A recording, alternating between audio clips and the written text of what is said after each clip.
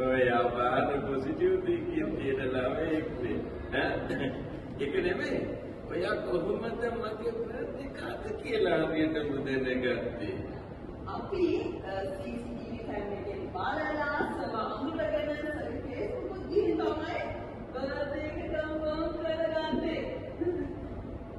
Mister ලෝකේ තමයි call කරලා මම මේ ගැසින් දැන් මොන ගෙලියා.